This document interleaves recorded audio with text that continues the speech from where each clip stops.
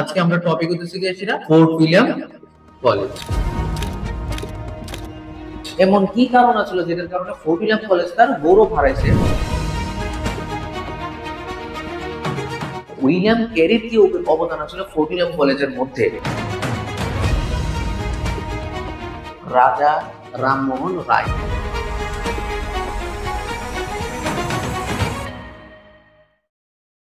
Hello students, আজকে আমি ignite tutorial ক্লাসের পক্ষ থেকে তোমরা লিখা ক্লাস 12 এর আমরা যে বাংলার সিলেবাস আছে সেই বাংলার সিলেবাসের বাংলা সাহিত্যের ইতিহাসে আমরা যে প্রথম অধ্যায় রয়েছে ফোর্ট উইলিয়াম কলেজ, সেই ফোর্ট উইলিয়াম কলেজের লেখক গোষ্ঠীর যে অবদান এবং আমরা যে পরবর্তীকালীন যে বাংলা গদ্য সাহিত্যের বিকাশ সেই বিষয়ে আলোচনা করার লেগা আচ্ছা আচ্ছা এবার কথা হচ্ছে আমরা যে ফোর্ট উইলিয়াম কলেজ প্রতিষ্ঠা কিংবা এই যে ফোর্ট উইলিয়াম কলেজের যে লেখক গোষ্ঠী কিংবা যে ফোর্ট উইলিয়াম কলেজের যে অবদান রয়েছে সেটা নিয়ে আমরা বেসিক্যালি তিনটা ভাগে ভাগ করে সেটা আলোচনা করতে পারি। কয়টা ভাগে ভাগ করে সেটা আলোচনা করতে পারি?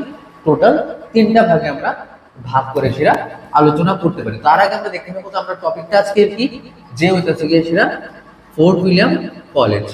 কি আজকে আমরা টপিক হইতেছে গিয়ে সেটা ফোর্ট উইলিয়াম কলেজ।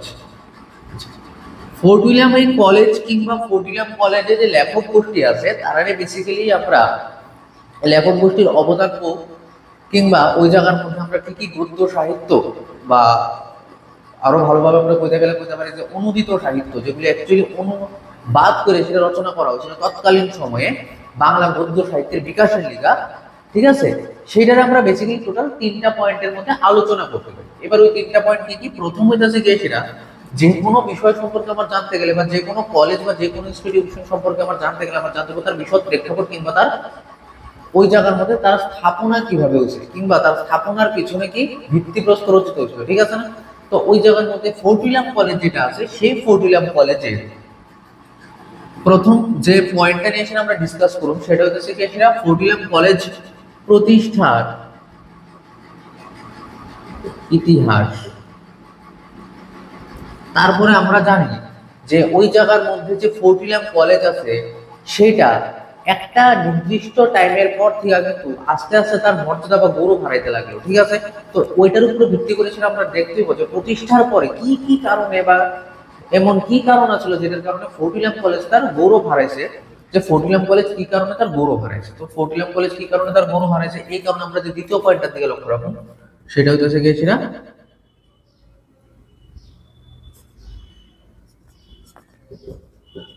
প্রতিষ্ঠা পরবর্তীকালীন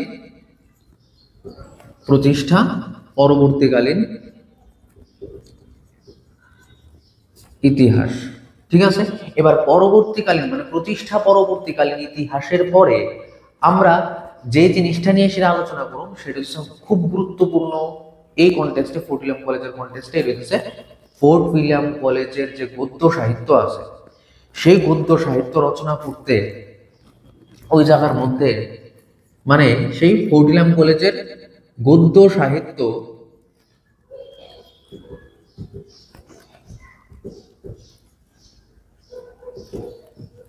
ফোর্ট উইলিয়াম কলেজের গদ্য সাহিত্য রচনাকারীর নাম এবং ওই রচনাকারীর নাম পড়তে গেলে আমরা একটা নাম খুব বিশেষভাবে পাবো, সেটা হচ্ছে গিয়ে সেটা উইলিয়াম ক্যারি। তো যাই হোক, যখন আমরা বিশদভাবে আলোচনা করব তখন আমরা দেখব যে উইলিয়াম ক্যারি কে আছিল বা কি তার অবদান আছিল ফোর্ট উইলিয়াম কলেজের প্রতি বা ফোর্ট উইলিয়াম কলেজের সাথে তারা কিভাবে সম্পৃক্ত বা জড়িত আছিল। কিন্তু তার আগে আমরা দেখব যে আরেকটা পয়েন্ট যেটা আমরা পড়তে পারি ফোর্ট উইলিয়াম ক্যারির অবদান। ক্যারির কি অবদান ছিল ওই জায়গার মধ্যে? তার মানে যখন আমরা ফোর্ট উইলিয়াম কলেজ পড়ব তার আগে বেসিক্যালি আমরা যে জিনিসটা দেখব সেটা হচ্ছে ফোর্ট উইলিয়াম কলেজ পড়তে গেলে বা ফোর্ট উইলিয়াম কলেজ, ঠিক আছে, বাংলা গদ্য সাহিত্যের বিকাশ ধীরে ধীরে আরম্ভ হয়েছে। সেই বাংলা গদ্য সাহিত্যের বিকাশের বেসিক্যালি আমরা ওই জায়গার মধ্যে চারটা ভাগে ভাগ করে সেটা আলোচনা করব। এবার ওই চারটা ভাগ কি? ওই চারটা ভাগ হচ্ছে কি সেটা প্রতিষ্ঠার ইতিহাস, তারপরে হচ্ছে পরবর্তীকালীন মানে প্রতিষ্ঠা পরবর্তীকালীন ফোর্ট উইলিয়াম কলেজের ইতিহাস, তারপরে হচ্ছে ফোর্ট উইলিয়াম কলেজের মধ্যে যে গদ্য সাহিত্য রচনা করা হয়েছিল যে সমস্ত রাইটার্সরা ছিল অ্যান্ড তারা ওই জায়গার মধ্যে যে বইগুলি লিখছিল সেই বিষয়ক যে রচনাবলী, সেই রচনাবলী এবং ওই রাইটার্সের মধ্যে এবং প্রতিষ্ঠাকালীন সময় থেকে একজন ব্যক্তি ফোর্ট উইলিয়াম কলেজের সাথে একদম ওতপ্রোতভাবে জড়িত আসলো, সে আর কেউ না, সে হচ্ছে উইলিয়াম ক্যারি। ঠিক আছে, তো উইলিয়াম ক্যারির কি অবদান আছে ফোর্ট উইলিয়াম কলেজের মধ্যে, ঠিক আছে, এই টোটাল বিষয়টা আলোচনা করলে আমরা যে ফোর্ট উইলিয়াম কলেজ এবং গদ্য সাহিত্যের যে বিকাশ কিংবা লেখক গোষ্ঠীর যে অবদান, সে অবদান সম্পর্কে আমরা একদম খুব সুন্দরভাবে জানতে পারি। ঠিক আছে, তো আজকের এই ক্লাসটা স্টার্ট করার আগে বেসিক্যালি আমরা যে জায়গা থেকে স্টার্ট করবো এটা হইতেছে যে ফোর্ট উইলিয়াম কলেজের যে প্রতিষ্ঠার ইতিহাস আছে, সেই প্রতিষ্ঠার ইতিহাস কি।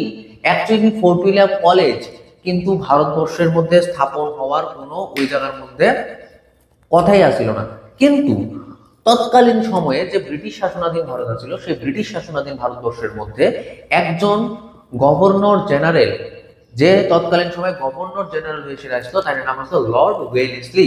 এবং যখন ইতিহাসের মধ্যে আমরা অনেকেই শুনছি লর্ড ওয়েলেসলির নাম, তো ওই লর্ড ওয়েলেসলি যখন ভারতের গভর্নর জেনারেল হিসেবে আয়ে at that period of time, তাই দেখলো যে যারা ব্রিটিশের মানে ইংল্যান্ড থেকে যারা ভারতবর্ষের মধ্যে আইতাছে এবং যারা ওই জায়গার মধ্যে সিভিলিয়ানস কিংবা বিভিন্ন কাজের সাথে জড়িত রয়েছে, তারা বয়স খুবই ছোট, এবং বয়স ছোট থেকেও যে সমস্যাটা তারা লেখা খুব বেশি দ্রুতভাবে দেখা দিতে আসছিল, সেটা হইতেছে কি যে তারা যখন ভারতবর্ষের মধ্যে আইতাছে, বেসিক্যালি তারা ইংরেজি ভাষী লোক আছিল, এবং তারা ভারতবর্ষের মধ্যে যখন আইতাছে, তারা কিন্তু ওই জায়গার মধ্যে তারা তাদের যে মাতৃভাষা সেটা দিয়ে তারা সিভিলিয়ান কাজকর্মটা করতে পারতেছে না। তো কাজকর্ম করতে গেলে অ্যাকচুয়ালি কি করতে হবে, মানুষের সাথে ওয়ান টু ওয়ান করতে হবে, ওই জায়গার মধ্যে কানেক্টিভিটি বাড়াতে হবে। তো কানেক্টিভিটি বাড়াতে গেলে বাংলার যে লোক আছে তারা তো বেসিক্যালি বাংলা ভাষী সম্পন্ন।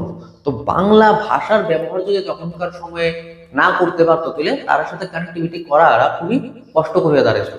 ঠিক আছে, তো তখন ওই জায়গার মধ্যে উইলিয়াম ক্যারি ওই জায়গার মধ্যে আসলে অবদানটা আছে। বাংলা ভাষা ছাড়া ওয়ান টু ওয়ান কানেক্টিভিটিটা কিন্তু ওই জায়গার মধ্যে করা কোনোভাবেই সম্ভব আসিল না। আচ্ছা, তখন কি হলো, তখনই ওই জায়গার মধ্যে হচ্ছে লর্ড ওয়েলেসলি যে আসলো, যেটা কি ভারতের গভর্নর জেনারেল আসলো, তখন তাহলে দেখলো যে একে তো বয়সে তারা ছোট, তার মধ্যে তারা লেখা বিদেশি ভাষা, মানে লর্ড ওয়েলেসলির যে দেশের ভাষা ছিল, মানে ইংল্যান্ডের যে দেশের ভাষা ছিল অর্থাৎ ইংরেজি, সেই ইংরেজি ভাষা তো ভারতবর্ষের মধ্যে বাংলার মধ্যে না, বাংলার মধ্যে তো শিখে সেটা কি বাংলা ভাষা। তো এই যে ভাষাগত একটা পার্থক্য, এটা দূর করতে গেলে এবং এই জায়গার মধ্যে খুব সুন্দরভাবে আমরা প্রশাসনিক ব্যবস্থাটা চালাইতে গেলে, আমরা মতো করে প্রশাসনিক ব্যবস্থাটা চালাইতে গেলে আমরা কি করতে হবে, ওই জায়গার মধ্যে ভারতবর্ষের এই যে বাংলা প্রদেশ আছে, সেই বাংলা প্রদেশের যে মাতৃভাষা বাংলা, সেই বাংলা ভাষায় আমার যারা সিভিলিয়ানস আছে তারা দীক্ষিত করতে হবে। এবার প্রশ্ন আইতেই পারে যে শুধুমাত্র সিভিলিয়ানসরা কে লিখে দীক্ষিত করবো, তারা কে লিখে বাংলা ভাষা শিখাতে হবে।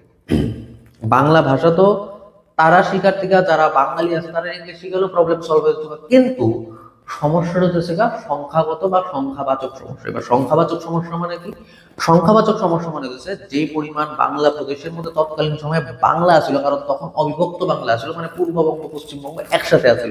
তো at that period of time তারা যে পরিমাণ বাঙালির সংখ্যা তৎকালীন সময়ে আছিল, সেই সমস্ত বাঙালিরারে ইংরেজি শেখানো তৎকালীন সময়ে ভারতবর্ষের মধ্যে যে ইনফ্রাস্ট্রাকচার ছিল, সেই ইনফ্রাস্ট্রাকচারে কোনোভাবেই সম্ভব আছে না। At that point of time কি ডিসাইড করা হলো যে ঠিক আছে, এতজন বাঙালিরে ইংরেজি শেখানো বা বিদেশি ভাষা শেখানো, ঠিক আছে, একটু কঠিনতম ব্যাপার। তো এই জিনিসটা অ্যাভয়েড করে করা যাক কি, কারণ যেহেতু একে তো ইংরেজ যারা সৈনিক বা সিভিলিয়ানস ছিল ওই জায়গার মধ্যে, তারা নামটা অনেক কম আসলো, সংখ্যাগত দিক থেকে তারা অনেক কম আছিল রেদার দেন কি ওই জায়গার মধ্যে বাঙালি। ঠিক আছে, তো ব্রিটিশ সরকার ভাবলো যে তারা এবং যারা কম নাম্বার আছে তারা আমি এই দেশের ভাষাটা শিখি, এবং তারা একটা তাগিদও থাকবো, তারা ভাষাটা শিখবো। আফটার যখন তারা ভাষাটা শিক্ষা নিব, তারপরে তারা কি করবো, ওই জায়গার মধ্যে তারা কিন্তু ভারতবর্ষের মধ্যে যে ভারতবর্ষের বাংলা প্রদেশের মধ্যে যে এই প্রশাসনিক কাজকর্ম আছে সেটা খুব সুন্দরভাবে চালাইতে পারবো। তো এই ভাবনা থেকেই কিন্তু কি করলো লর্ড ওয়েলেসলি বাংলা প্রদেশের মধ্যে ফোর্ট উইলিয়াম কলেজ স্থাপনের ভিত্তিপ্রস্তর রচনা করল। এবার কথা হইতেছে এই যে ফোর্ট উইলিয়াম কলেজ স্থাপনার ভিত্তিপ্রস্তর রচনা, সেই ফোর্ট উইলিয়াম কলেজের স্থাপনার ভিত্তিপ্রস্তর রচনা কবে হয়েছে? ফোর্ট উইলিয়াম কলেজ অ্যাকচুয়ালি স্থাপিত হয়েছিল 1800 খ্রিস্টাব্দে, 1800 কত 1800 খ্রিস্টাব্দে। এবার 1800 খ্রিস্টাব্দে কলকাতার মধ্যে এই ফোর্ট উইলিয়াম কলেজ স্থাপন করা হয়। এবার ফোর্ট উইলিয়াম কলেজ কে লিগে স্থাপন করা হয়? ফোর্ট উইলিয়াম কলেজ স্থাপনের পেছনে উদ্দেশ্য ছিল যে যেই সমস্ত ইংরেজ সিভিলিয়ানস আছে ঠিক আছে, আহিল ইংরেজ সিভিলিয়ান্স আছে, হ্যাঁ, তারারে কি করা হইব, তারারে ওই জায়গার মধ্যে গিয়ে সেরা বাংলা ভাষায় শিক্ষিত করা হইব, যাতে করে সেটা প্রশাসনিক কাজকর্মটা খুব সুন্দরভাবে এবং মসৃণ ভাবে চলতে থাকে। বোঝা গেছে? এইবার যখন তারারে শিক্ষিত করার জন্য ওই জায়গার মধ্যে ফোর্ট উইলিয়াম কলেজ স্থাপন করা হলো 1800 খ্রিস্টাব্দে, এবং সেই ফোর্ট উইলিয়াম কলেজ স্থাপন করলো কে? লর্ড ওয়েলেসলি, এজ এ ভারতের গভর্নর জেনারেল হিসেবে। এইবার তাইলে দেখলো কি, ওই জায়গার মধ্যে তো কলেজ চালাতে গেলে বা যে কোনো একটা প্রতিষ্ঠান চালাতে গেলে আমার প্রচুর পরিমাণে ওই জায়গার মধ্যে অধ্যাপক দরকার। এবার তারা যদি বাংলা শিখাবো, বাংলা শিখাইতে গেলে তো আমার বাংলা গদ্য গদ্য গ্রন্থ, কাব্য গ্রন্থ, বিভিন্ন গ্রন্থ লাগবে, আমার তো বাংলার কন্টেন্ট লাগবে। যদি আমি বাংলার কন্টেন্ট না পাই, তাহলে আমি তারা কি শিখাবো? তখন এবার ইংরেজরার পক্ষে বাংলা সাহিত্য রচনা করা পসিবল ছিল না, ঠিক আছে না? যদি বাংলা সাহিত্য রচনা তারা করতেই পারতো, তাহলে তাদের বাংলা ল্যাঙ্গুয়েজ জানা থাকতো। এবার বাংলা ল্যাঙ্গুয়েজ যদি জানা থাকতো, তাহলে আর ফোর্ট উইলিয়াম কলেজ স্থাপনের কোনো দরকারই আছে না। তো বেসিক্যালি তারা তো বাংলা ল্যাঙ্গুয়েজ জানতো না, তারা বাংলা ল্যাঙ্গুয়েজ শেখানোর লিগাই কি করা হয়েছে, ওই জায়গার মধ্যে লর্ড ওয়েলেসলি 1800 খ্রিস্টাব্দে ফোর্ট উইলিয়াম কলেজ কিন্তু স্থাপন করছে, ঠিক আছে? এইবার তার যে স্থাপনার যে উদ্দেশ্য আসলো, এটাও সবার কাছে একদম ক্লিয়ার হয়ে গেল যে তারা কেলিগা স্থাপন করছে Lord Wellesley fort William college, কারণ হচ্ছে ওই যে ইংরেজ সিভিলিয়ান থাকতো তারা বাংলা ভাষা শেখানোর জন্য, যাতে প্রশাসনিক কাজকর্ম খুব সুন্দরভাবে চলে। এইবার তো রাইটার্স দরকার, তখন রাইটার্স দরকার, যেহেতু রাইটার্স পত্রিকা আইব, তখন ওই জায়গার মধ্যে লর্ড ওয়েলেসলির খুব পরিচিত একজন চীনা ব্যক্তি আসলো, উইলিয়াম ক্যারি। লর্ড ওয়েলেসলির খুব পরিচিত একজন চেনা ব্যক্তি আছিল উইলিয়াম ক্যারি। এইবার এই জায়গার মধ্যে হলো কি, এই উইলিয়াম ক্যারি তৎকালীন সময়ে বাইবেলের অনুবাদ করছিল বাংলা প্রদেশের মধ্যে। তো যখন তাই বাংলা প্রদেশের মধ্যে বাইবেলের অনুবাদ করছিল, এবং তাই বাংলা ভাষাটা মোটামুটি ভালোই রপ্ত করে নিয়েছিল at that period of time. হয়তো বা সাধু ভাষাটা অতটা পারতো না, বাট স্টিল তাই মোটামুটি বাংলা ভাষাটা রপ্ত করে নিয়েছিল। তখন লর্ড ওয়েলেসলি কি করলো, আর শরণাপন্ন হইলো, উইলিয়াম ক্যারি শরণাপন্ন হইলো, ঠিক আছে?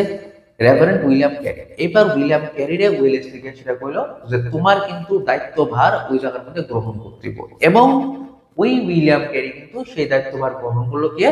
ফোর্ট উইলিয়াম কলেজের দায়িত্বভার গ্রহণ করলো উইলিয়াম ক্যারি। এইবার উইলিয়াম ক্যারি যখন ফোর্ট উইলিয়াম কলেজের দায়িত্বভার গ্রহণ করলো, তখন তাকে দেখলো যে এই জায়গার মধ্যে যে আমরা সাহিত্য রচনা বা গদ্য সাহিত্য বিকাশ করে দিব, কিংবা তারা সিভিলিয়ানসরা যে আমরা বাংলা ভাষা শিখে দিব, তার লিগে যে কন্টেন্ট দরকার, তার লিগে আমার অধ্যাপক দরকার। তখন তাই বিভিন্ন অধ্যাপকরা যারা বিভিন্ন সংস্কৃত কিংবা অন্যান্য যে সাহিত্য আছে, মারাঠি সাহিত্য, ইংরেজি সাহিত্য, এই সমস্ত সাহিত্য থেকে, ফার্সি সাহিত্য, এই সমস্ত সাহিত্য থেকে যাতে অনুবাদমূলক কিছু বই আলটিমেটলি তারা পড়ার জন্য তৈরি করে দিতে পারে, সেই কারণে কি করলো উইলিয়াম ক্যারি কিন্তু কার শরণাপন্ন হইল? সেই সমস্ত ওই অধ্যাপকদের শরণাপন্ন হইল। এর মধ্যে বিশেষ কিছু অধ্যাপকের নাম আমরা যখন গদ্য সাহিত্য রচনাকারীর নামে বই জানার মধ্যে পড়ব, কিন্তু আমরা যে প্রথম দুইটা পয়েন্টে প্রতিষ্ঠার ইতিহাস এবং পরবর্তীকালীন ইতিহাস, সেই পরবর্তীকালীন ইতিহাসের মধ্যে কি হইল, তখনকার সময় কি করলো, তখনকার সময় লর্ড উইলিয়াম ক্যারি ওই জায়গার মধ্যে ফোর্ট উইলিয়াম কলেজের সমৃদ্ধ করার লিগা ওই জায়গার মধ্যে বিভিন্ন প্রফেসরের আহ্বান জানাইতে লাগলো। এর মধ্যে তৎকালীন সময়ে বাংলা প্রদেশের যে প্রফেসর আছিল বা অধ্যাপক আছিল বা পণ্ডিত আছিল তখনকার সময়ে, মৃত্যুঞ্জয় বিদ্যালঙ্কার, তাই নাম বিশেষভাবে উল্লেখযোগ্য। আচ্ছা, এবার কথা হইতেছে এই যে ফোর্ট উইলিয়াম কলেজের মধ্যে মৃত্যুঞ্জয় বিদ্যালঙ্কার, উইলিয়াম ক্যারি, মৃত্যুঞ্জয় বিদ্যালঙ্কার সাথে সাথে আরো ওই জায়গার মধ্যে প্রফেসর আলো, যেমন ওই গদ্য সাহিত্য রচনাকারী নামের মধ্যে আমরা যদি পড়ব, যেমন হচ্ছে রাম রাম বসু, তারপরে হচ্ছে গিয়ে সেটা ওই জায়গার মধ্যে রাজীব লোচন মুখোপাধ্যায়, ঠিক আছে? তো এমন আরো বিভিন্ন রকমের প্রফেসর আলো, বিভিন্ন প্রফেসর আলো, বিভিন্ন প্রফেসরের আইলো, এবং বাংলা সাহিত্য গদ্য রচনার কাজ কিন্তু শুরু হইল। আচ্ছা, এই যে দুইটা ওই জায়গার মধ্যে পয়েন্ট আছে যে বাংলা সাহিত্য রচনাকারীর নাম এবং কেরির অবদান, এটা আমরা দ্বিতীয় পর্বের মধ্যে দেখব। তো আজকে যে তোমরা প্রথম পর্ব, তো প্রথম পর্বের মধ্যে আমরা শুধু দুইটা জিনিস ক্লিয়ার করবো। একটা হচ্ছে কি, সেটা ফোর্ট উইলিয়াম কলেজ কিভাবে প্রতিষ্ঠা হলো সেটা আমরা বুঝে নিলাম। এবার প্রতিষ্ঠা হওয়ার পরে কত হচ্ছে প্রতিষ্ঠার ইতিহাসের মধ্যে, প্রতিষ্ঠা ইতিহাস এবং পরবর্তীকালীন ইতিহাসের মধ্যে যেটা দেখা যাবে, এটা হইতেছে গিয়ে সেটা যে এই ফোর্ট উইলিয়াম কলেজ যখন স্থাপিত হলো 1800 খ্রিস্টাব্দে, লর্ড ওয়েলেসলি কে আসলো, লর্ড ওয়েলেসলি এবং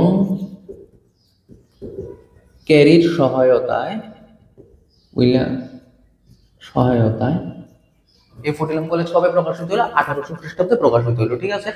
এবার এই ফোর্ট উইলিয়াম কলেজ 1815 সাল অব্দি চলার পর থেকে আস্তে আস্তে তার গৌরব হারাতে থাকলো।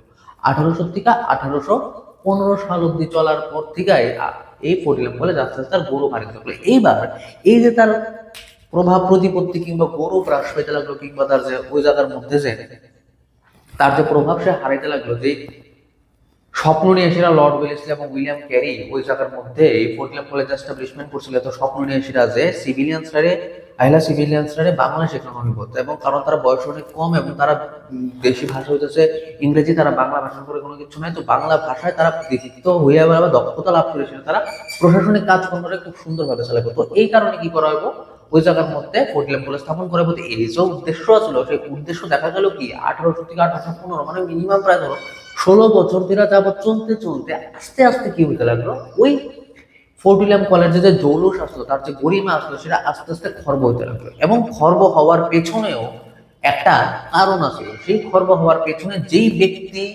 বিশেষ কারণ হিসেবে মানে ওই জায়গার মধ্যে আইসিরা হাজির হয়েছিল, তার নাম আসলে আমরা সবাই চিনি, রাজা রামমোহন রায়। তার নাম কি আসলো? রাজা রামমোহন রায়। এবার তাই রাজা রামমোহন রায় কি করলো? রাজা রামমোহন রায় তখনকার সময়ের একজন খুব শিক্ষিত ব্যক্তি, যে বিভিন্ন ভাষায় শিক্ষিত আছিল এবং বিভিন্ন ভাষায় তার দক্ষতা ছিল। তাইনি কি করলো? তাইনি ওই জায়গার মধ্যে গদ্য সাহিত্য রচনা করতে আরম্ভ করলো। এবার তাইনের গদ্য সাহিত্য রচনার উদ্দেশ্য কোনোভাবেই ফোর্ট উইলিয়াম কলেজের গদ্য সাহিত্যে বিকাশের যে উদ্দেশ্য আসলো তার সাথে কোনোভাবেই সম্পৃক্ত না বা এক না। এবার রাজা রামমোহন রায় যখন গদ্য সাহিত্য রচনা করতে আরম্ভ করলো, তখন ভালো গুণমান সাহিত্য কিন্তু রাজা রামমোহন রায় লিখতে পারছিল, এবং তাই নিজেও আসলে একজন বাঙালি। তো এই কারণে কি হয়েছিল, যেই সমস্ত কারণে ফোর্ট উইলিয়াম কলেজ 1800 খ্রিস্টাব্দে তার যাত্রাপথ শুরু করছিল কলকাতার মধ্যে, সেই যাত্রাপথের মাঝখানে প্রায় 15-16 বছর যাওয়ার পরেই তা কিন্তু তার জৌলসটা আস্তে আস্তে হারিয়ে চলল। কারণ তখনকার মধ্য গগনের মধ্যে যেই ব্যক্তি একদম গদ্য সাহিত্যের একদম মানে একটা খুব সুন্দর পজিশনে নিয়ে যেতে লাগছিল, তাই নাম হচ্ছে রাজা রামমোহন রায়। তবে এই জায়গার মধ্যে একটা কনফিউশন অনেকের মধ্যে ক্রিয়েট হয়েছে কি 16 বছর চলার পরে কি ফোর্ট উইলিয়াম কলেজ বন্ধ হয়ে গেছে? না, একদমই না। ফোর্ট উইলিয়াম কলেজ 16 বছর চলার পরে কোনোভাবেই বন্ধ হয়েছে না। এই ফোর্ট উইলিয়াম কলেজ তার যাত্রা শেষ করছিল গিয়েছিল 1854 সালে। 15 সালের থেকে তার জৌলুসটা, তার গরিমাটা, তার মর্যাদাটা আস্তে আস্তে খর্ব হইতে আরম্ভ করছিল। কিন্তু এই ফোর্ট উইলিয়াম কলেজ বন্ধ হয়েছিল পুরোপুরি ভাবে, তার যাত্রা শেষ করছিল 1854 সালে। ঠিক আছে, কারণ কি লিগা? কারণ আসলো ওই জায়গার মধ্যে রাজা রামমোহন রায়। যেই রাজা রামমোহন রায় কি আসলো, রাজা রামমোহন রায় তখনকার মধ্য সাহিত্য মানে বাংলা সাহিত্যের মধ্য কখনো তারা একদম খুব সুন্দরভাবে সাহিত্য রচনা স্টার্ট করছিল। এইবার যখন ওই জায়গার মধ্যে ফোর্ট উইলিয়াম কলেজ প্রতিষ্ঠিত হয়েছিল, তখন সেই ফোর্ট উইলিয়াম কলেজ প্রতিষ্ঠার পরে reverend William Carey, reverend William Carey আর লর্ড ওয়েলেসলির যে মিলিত প্রচেষ্টা হলো এবং উইলিয়াম ক্যারির হাতে ওই জায়গার মধ্যে প্রধান পণ্ডিতের দায়িত্ব অর্পণ করা হয়েছিল, তখন তিনি প্রথমে কি করলো, মৃত্যুঞ্জয় বিদ্যালঙ্কার আনলো। তারপর মৃত্যুঞ্জয় বিদ্যালঙ্কার সাথে সাথে আরো অধ্যাপকরা ওই জায়গার মধ্যে অফার করা হইলো, যেমন রাম বসু আছে, তারপরে আছে তোমার রাজীব লোচন মুখোপাধ্যায় আছে। তো এই সমস্ত রাইটারের ওই জায়গার মধ্যে ইনভাইট করা হইলো। লর্ড উইলিয়াম ক্যারি এবং লর্ড ওয়েলেসলি ওই জায়গার মধ্যে যে মিলিত প্রচেষ্টা, সেই মিলিত প্রচেষ্টা তারা কি করলো, তারা ওই জায়গার মধ্যে বিভিন্ন অধ্যাপকরা আনতে লাগলো। যেমন আমরা আগেই শুনছি মৃত্যুঞ্জয় বিদ্যালঙ্কার, রাম বসু, গোলকনাথ শর্মা, তারপর হইতেছে গিয়ে সেটা তোমার রাজীব লোচন মুখোপাধ্যায়। তো এই সমস্ত রাইটাররা যখন আনতে আসিল, তখন দেখা গেল কি তারা বেসিক্যালি আছিল সংস্কৃত বিষয়ক অধ্যাপক কিংবা বাংলা বিষয়ক অধ্যাপক। তো তারার পক্ষে তারা যে বাংলাটা লিখতো, এটা ইংরেজরা বোঝা সম্ভব ছিল না। তখন উইলিয়াম ক্যারির সাথে মিলিত প্রচেষ্টায় এই ডিসিশন লওয়া হলো যে তারা যখন বাংলা সাহিত্য রচনা করব, তখন বাংলা সাহিত্যের মধ্যে অনেক কিছুরই পরিবর্তন হবে, অনেক কিছু পরিবর্তন এবং ভাষাটারে যত পারে তার সারলীকরণ করে সেটা তারপরে ওই বইয়ের মধ্যে প্রকাশ করা হইব। এবং যেমন কথা তেমনই কাজ, প্রথম দিকে এমন ভাবে না করা গেলেও আস্তে আস্তে প্রথমে 1, 2 বা 3টা বই প্রকাশিত হওয়ার পর দেখা গেল যে ওই জায়গার মধ্যে বইয়ের মধ্যে যে ভাষাজনিত যে মানে কষ্টটা ইংরেজরা হইতো, সেই ভাষাজনিত কষ্টটা একটু লাঘব করার চেষ্টা হইতে লাগলো। এবং ওই চেষ্টার মাধ্যমে আস্তে আস্তে বিবর্তিত হইতেই কিন্তু আমরা এখন যে আমরা ব্যবহার করি চলিত ভাষা, সেই চলিত ভাষা আমরা অনেক পরবর্তীকালে আমরা সেটার প্রকৃত ব্যবহার কিংবা সঠিক ব্যবহার দেখতে পেয়েছি, এবং এটার প্রচলন কিন্তু তখনও বিবর্তনের মাধ্যমে স্টার্ট হয়েছে। ঠিক আছে, তো ওই তখনকার সময় কিছু সংস্কৃত থাকতো, কিছু বাংলা থাকতো, তারপর আস্তে আস্তে আস্তে আস্তে মডিফিকেশন হইতে বাংলা গদ্য সাহিত্যের মধ্যে ভাষাটার সরলীকরণ করা হয়েছিল। ঠিক আছে, এর মধ্যে যার ভূমিকা সবচেয়ে অনবদ্য, ব্রিটিশ প্রফেসর উইলিয়াম ক্যারি ছাড়া যেই বাঙালি প্রফেসরের ভূমিকা অনেক অনবদ্য ভূমিকা পালন করছিল তাই হচ্ছে মৃত্যুঞ্জয় বিদ্যালঙ্কার। এমনকি কওয়া হয় যে উইলিয়াম ক্যারির যে বাংলা ভাষা বিষয়ক যে দক্ষতা কিংবা জ্ঞান, সেই কিংবা তার যে বিভিন্ন লেখনী আছে, সেই লেখনী যিনি লেখছিল, এই ফোর্টিলাম কলেজ থেকে বইও লেখছিল, হ্যাঁ, সেই বইয়ের লেখার মধ্যে যে বাংলা ভাষা তিনি ব্যবহার করছে এজ এ ইংরেজি হিসাবে, তারা যে বাংলা ভাষা লিখছিল, সেই বাংলা ভাষা তিনি যত দক্ষতার সাথে ব্যবহার করছে, এরা সবটা তাই কৃতিত্ব আসলো না। এই কৃতিত্বের অংশীদার আসলো কে? মৃত্যুঞ্জয় বিদ্যালঙ্কার। আচ্ছা, এইবার এই মৃত্যুঞ্জয় বিদ্যালঙ্কার, উইলিয়াম ক্যারি এবং লর্ড ওয়েলেসলির এই যে তখনকার সময়ের একটা মিলিজুলি প্রচেষ্টা ছিল ওই জায়গার মধ্যে।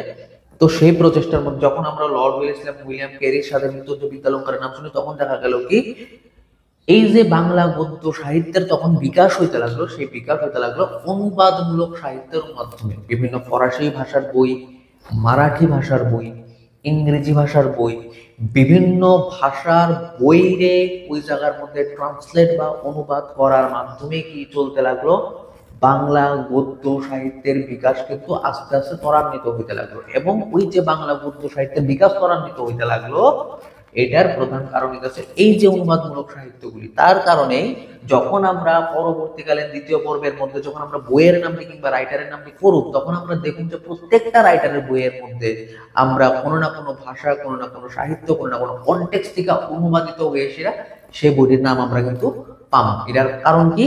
কারণ তখনকার সময়ে কোনো কন্টেন্ট রচনার এত সময় আসছিল না, এবং কন্টেন্ট রচনার লিগা, ঠিক আছে, কন্টেন্ট রচনার লিগা যে কন্টেন্টটা তারা নিজের থেকে রচনা করতে চাইতো, সেটা ইংরেজি মাধ্যম জনিত ভাষায় যারা শিক্ষিত, মানে যারা সিভিলিয়ান ছিল, তারা পক্ষে বোঝা সম্ভব আসিল না সে বাংলা মাধ্যমে। তো কি করা হইলো তখন? করা হইলো কি, একদম সরলীকরণ ভাবে ওই জায়গার মধ্যে যতটুকু পারে প্রথম দিয়ে হয়তো বা সংস্কৃত বাংলার একটা বিশলা অদ্ভুত ধরনের বিভিন্ন জিনিস কনটেক্সট কিংবা গদ্য সাহিত্যের মধ্যে দেখা গেছিল, কিন্তু তারপরে কিন্তু আস্তে আস্তে জিনিসটা সরলীকরণ হতে লাগলো। এবং এটা করছিল কে? ওইটা পরামর্শ দিয়েছিল উইলিয়াম ক্যারি। এবং উইলিয়াম ক্যারি একজন ইংরেজ হওয়ার সত্ত্বেও তাই কিন্তু যথেষ্ট ভালো পরিমাণে, যথেষ্টই ভালো পরিমাণে কিন্তু তাই বাংলা সাহিত্যটাকে রপ্ত করছিল এবং বাংলা ভাষার উপরে তার দখল ছিল। যদিও তার এই বাংলা ভাষার দখলের কৃতিত্ব কিন্তু অনেকেই, অনেক সাহিত্যিকরা কিন্তু ওই জায়গার মধ্যে দেওয়া থাকে তৎকালীন সময়ের বাংলা বিষয়ক পণ্ডিত যা ছিল মৃত্যুঞ্জয় বিদ্যালঙ্কার। তো আমরা প্রথম পর্বের মধ্যে আজকে এই যে ফোর্ট উইলিয়াম কলেজের প্রতিষ্ঠা কিংবা তার প্রতিষ্ঠা পরবর্তীকালীন যে ইতিহাস, এই নিয়ে আমরা আলোচনা করব। আমরা যে আরো দুইটা পয়েন্ট রয়ে গেছে, একটা হচ্ছে গিয়ে সেটা উইলিয়াম ক্যারির অবদান এবং ওই লেখক গোষ্ঠী কিংবা তার গদ্য সাহিত্যের বিকাশে সেই লেখক গোষ্ঠীর অবদান, এটা আমরা দ্বিতীয় পর্বের মধ্যে আলোচনা করব। তো আজকে বেসিক্যালি আমরা প্রথম পর্বের মধ্যে কোন কোন বিষয়টি নিয়ে সেটা আলোচনা করছি, ঠিক আছে, কোন কোন বিষয়গুলি নিয়ে আলোচনা করছি সেটা আরেকবার যদি আমরা দেখি, হাইলাইটিং পয়েন্টে কি আসলে ফোর্ট উইলিয়াম কলেজের লেখক গোষ্ঠীর অবদানের মধ্যে হাইলাইটিং পয়েন্টটি আসলো এটা যে প্রথমত কথা, ফোর্ট উইলিয়াম কলেজ আমার কবে স্থাপন করা হয়েছে? 1800 খ্রিস্টাব্দে স্থাপন করা হয়েছে। কোথায় স্থাপন করা হয়েছে? কলকাতার মধ্যে স্থাপন করা হয়েছে। তার প্ররোচনায় ফোর্ট উইলিয়াম কলেজ স্থাপিত হয়েছে। ফোর্ট উইলিয়াম কলেজ স্থাপিত হয়েছে গিয়ে সেটা লর্ড ওয়েলেসলি তৎকালীন ভারতীয় গভর্নর জেনারেলের প্ররোচনায়, ঠিক আছে। এবং তাই সাহায্য করছিল। এবং কে ওই জায়গার মধ্যে প্রথম প্রধান অধ্যক্ষের দায়িত্ব নিয়েছিল? সে হইতেছে গিয়ে সেটা উইলিয়াম ক্যারি। তখন উইলিয়াম ক্যারি নিজে একটা বাইবেল রচনার মাধ্যমে মাত্র হাইলাইটিং পয়েন্ট হিসেবে আইছিল। এবং এই কারণে কি করা হয়েছিল, এবং তাই যথেষ্ট ভালো দক্ষতা কিংবা নলেজ আসলো বাংলা ভাষার প্রতি। তো তখন উইলিয়াম ক্যারির কাছে দায়িত্ব অর্পণ করা হলো যে তুমি নির্বাচন করো, প্রফেসর আনো। প্রফেসর আনাইছিল এই কারণ কি? কারণ সেই জায়গার মধ্যে যে ইংরেজ আহেলা সিভিলিয়ান্স আছে, তারা কি করতে হবে, তারা বাংলা ভাষা শিখে দেবে। কারণ তার বয়স অনেক কম এবং তারা ইংল্যান্ড থেকে আছে, তো তারা ওই বাংলা ভাষার সময় যে দক্ষতা কিংবা জ্ঞান সেটা তারা নাই। যার ফলে তারা প্রশাসনিক কাজকর্মে দুর্বলতা দেখা দিতে লাগছিল। এবং প্রশাসনিক কাজকর্মে সুবিধার লিগে ওই জায়গার মধ্যে বাংলা ভাষা শেখা তার লিগে তখন একদম অত্যন্ত জরুরি হয়ে পড়ছিল। এবং সেই কারণেই কি করা হলো, ওই উইলিয়াম ক্যারি এবং ওয়েলেসলির প্ররোচনায় তখনকার সময় ফোর্ট উইলিয়াম কলেজ স্থাপন করা হলো 1800 খ্রিস্টাব্দে কলকাতার মধ্যে। যে 1800 খ্রিস্টাব্দে স্থাপিত হওয়া ফোর্ট উইলিয়াম কলেজ কিন্তু শুধুমাত্র বাংলা ভাষা না, বাংলা ভাষা ছাড়াও আরবি, ফার্সি, ইংরেজি এই সমস্ত ভাষার বিভিন্ন, তাছাড়া বিভিন্ন আঞ্চলিক ভাষার শিক্ষা ব্যবস্থাও কিন্তু ওই ফোর্ট উইলিয়াম কলেজের মধ্যে করা হয়েছিল। তো এই ফোর্ট উইলিয়াম কলেজ 1815 খ্রিস্টাব্দ অব্দি খুব স্মুথলি রান করছে। কিন্তু তখনকার সময়ে ওই জায়গার মধ্যে একজন ব্যক্তির প্রভাব প্রচন্ড পরিমাণে গদ্য সাহিত্যে বার্তা লাগছিল, এবং তাই নিয়ে আসলে রাজা রামমোহন রায়। তো যখন রাজা রামমোহন রায়ের প্রভাব ওই জায়গার মধ্যে প্রচুর পরিমাণে বাড়তে লাগলো, তখন কিন্তু তার গরিমা, তার জৌলুস ফোর্টিলাম কলেজের আস্তে আস্তে কমতে লাগলো, এবং এইভাবে চলতে চলতে চলতে চলতে গিয়ে 1854 খ্রিস্টাব্দে ফোর্টিলাম কলেজ একেবারে তার যাত্রাপথ কিন্তু বন্ধ হয়ে থাকে। কিন্তু এই যাত্রাপথ বন্ধ হওয়ার আগে 1800 খ্রিস্টাব্দের প্রতিষ্ঠার পর থেকে কিন্তু ফোর্টিলাম কলেজের মধ্যে, ঠিক আছে, উইলিয়াম ক্যারি যারা প্রথম অ্যাপয়েন্ট করেছিলেন সেই মৃত্যুঞ্জয় বিদ্যালঙ্কার, সেই মৃত্যুঞ্জয় বিদ্যালঙ্কারের পরবর্তীকালীন রামরাম বসু, গোলকনাথ শর্মা, তারপরে হচ্ছে রাজীব লোচন মুখোপাধ্যায়, আরো বিভিন্ন ধরনের রাইটাররা আছে, এবং তারা কিন্তু এই ফোর্টিলাম কলেজের যে গদ্য সাহিত্য সেটার অনেক দূর অব্দি লয়ে গেছে। তো এই সমস্ত রাইটার্সরার নাম আমরা পরবর্তী বা দ্বিতীয় পর্বের মধ্যে আমরা পড়ব, ঠিক আছে। এবং ওই জায়গার মধ্যে আমরা এটাও দেখব যে উইলিয়াম ক্যারি পার্সোনালি কি অবদান রাখছিল, বা তাই নিয়ে কি বই রচনা করছিল, বা তাই নিয়ে কি বেসিক অবদান আছিল, ঠিক আছে। কারণ তাই না তো দুটো বই লিখছিল না, ইতিহাসমালা এবং কথোপকথন। তো ওই অবদানটি কি যে আমরা পরবর্তী দেখব। তো আজকের যে পয়েন্টটি আমরা আপাতত পাইলাম যে ফরিলাম কলেজের স্থাপনা 1800 খ্রিস্টাব্দ কলকাতা, স্থাপনা পেছনে তার আর ভূমিকা সবচেয়ে গুরুত্বপূর্ণ লর্ড ওয়েলেসলি, তার সাথে কি ছিল উইলিয়াম ক্যারি, ঠিক আছে। প্রথম পণ্ডিত হিসেবে নিযুক্ত করা হবে মৃত্যুঞ্জয় বিদ্যালঙ্কার, এবং ওই জায়গার মধ্যে বাংলা ভাষা শেখানোর জন্য সিভিলিয়ানসরে ফোর্ট উইলিয়াম কলেজ স্থাপন করা হয়, এবং ফোর্ট উইলিয়াম কলেজ ওই জায়গার মধ্যে বাংলা ভাষা শেখানোর কাজে স্থাপিত হওয়ার পরে ওই জায়গার মধ্যে আঞ্চলিক ভাষা শেখানোর কাজও কিন্তু চলছিল। তাছাড়া আরো বিভিন্ন ভাষা যেমন ফার্সি আছে, আরবি আছে, ইংরেজি আছে, এই সমস্ত ভাষা শেখানোরও কিন্তু ওই জায়গার মধ্যে ব্যবস্থা আছিল, ঠিক আছে। এবং যেই সমস্ত প্রফেসরের ওই জায়গার মধ্যে হায়ার করা হয়েছিল ফোর্ট উইলিয়াম কলেজের মধ্যে বাংলা গদ্য সাহিত্যের বিকাশ লিখে, তারা বেসিক্যালি বাংলা এবং সংস্কৃত বিষয়ক অধ্যাপক ছিল, এবং তারা সবাই অবদানে কিন্তু এই ফোর্ট উইলিয়াম কলেজ তার যাত্রাটা খুব সুন্দরভাবে চালু করছিল। কিন্তু তার গরিমা বা জৌলুসকে লিখে কম হয়েছিল। আমরা আবার জানি যে ওই জায়গার মধ্যে একমাত্র রাজা রামমোহন রায়ের প্রভাব তখন এতই বাংলা গদ্য সাহিত্যের মধ্যে বাইরে গেছিল বা শুরু হয়ে গেছিল, তারপর বিস্তারটা ওই ফোর্ট উইলিয়াম কলেজ কিন্তু আস্তে আস্তে তার জৌলুসটারে হারিয়ে যাবে, ঠিক আছে। তো আপাতত প্রথম পর্বের মধ্যে আজকে এতটুকুই। আমরা যে লেখক গোষ্ঠীর অবদান কিংবা উইলিয়াম ক্যারির যে অবদান আছে এটা কিন্তু আমরা দ্বিতীয় পর্বের মধ্যে আলোচনা করবো। দ্বিতীয় পর্ব খুব তাড়াতাড়ি আয় করবো, ঠিক আছে। আজকে গেল আমরা প্রথম পর্ব। তো প্রথম পর্বের পরে এটার মধ্যে কি কি তোমরা বুঝছো বা কি বুঝছো না, ঠিক আছে, বা কতটুকু তোমরা হেল্প করছো এটা তোমরা আমরা অবশ্যই জানাই, ঠিক আছে। আর কি জানি দ্বিতীয় পর্বটা খুব শীঘ্রই চেষ্টা করতেছি কালকে বা পরশুর মধ্যে তোমরা হাতে পৌঁছে দেওয়া, ঠিক আছে। শুধুমাত্র যারা 12 স্টুডেন্ট আছো, যারা 12 বাংলা সাহিত্য নিয়ে সেটা বিভিন্ন রকমের প্রবলেম আছে, সেই সমস্ত প্রবলেম সলভ করার লেগে কিন্তু বাংলা সাহিত্য দিয়ে সেটাই আমি শুরু করলাম। এবং বাংলা সাহিত্যের মধ্যে আমরা যে প্রথম চ্যাপ্টার আছে ফোর্ট উইলিয়াম কলেজের লেখক গোষ্ঠীর অবদান, সেটাই আমার প্রথম আলোচ্য বিষয়, ঠিক আছে। তো এখানে আমি প্রথম পর্ব শেষ করতেছি, আর দ্বিতীয় পর্ব রয়েছে নেক্সট 2 দিনের মধ্যে আইতেছে। Thank you.